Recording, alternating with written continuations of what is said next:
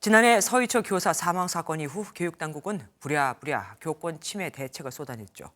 그중 하나가 서울시 교육청의 역점 사업인 우리 학교 변호사 제도인데 학교마다 자문 변호사를 두는 겁니다. 그런데 이 사업이 시작도 전에 좌초 위기에 처했습니다.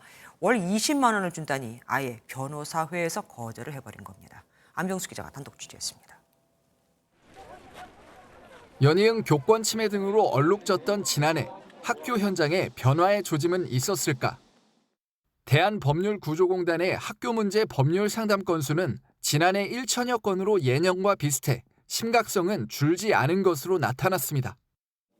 서울시 교육청은 올해 3월부터 전국 1,200개 학교마다 자문 변호사를 두겠다고 밝혔습니다. 선생님이 다치면 정상적인 교육은 불가능하다는 사실을 뼈저리게 느꼈습니다. 1학교 1변호사제인 우리 학교 변호사들을 본격적으로 운영하기 위해서 교권 침해와 학교 폭력 등 법률 문제에 빠른 대응 체계를 만들겠다는 취지입니다.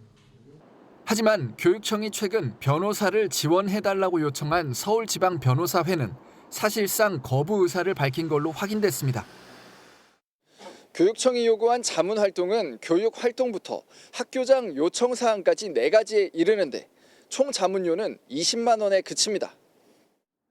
소송 비용도 패소하면 비용을 돌려받지 못하는 교원 안심 공제로 충당합니다.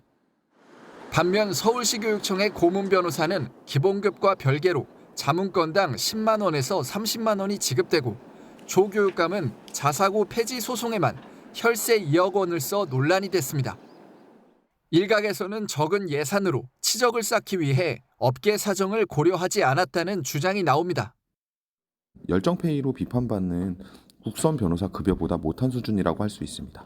이를 감수하고 1교 1변호사 제도를 협조하는 것은 무리라는 것이 서울시 교육청은 한정된 예산 등 여러 재반 사정을 고려해 자문료를 책정했다고 전해왔습니다.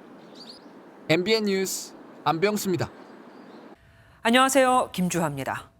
공정하고 신속한 MBN 뉴스, 유튜브를 통해서도 만나보실 수 있습니다.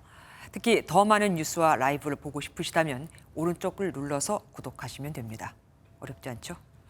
빠르고 정확한 뉴스로 계속 찾아뵙겠습니다. MBN 뉴스를 시청해주신 여러분 고맙습니다.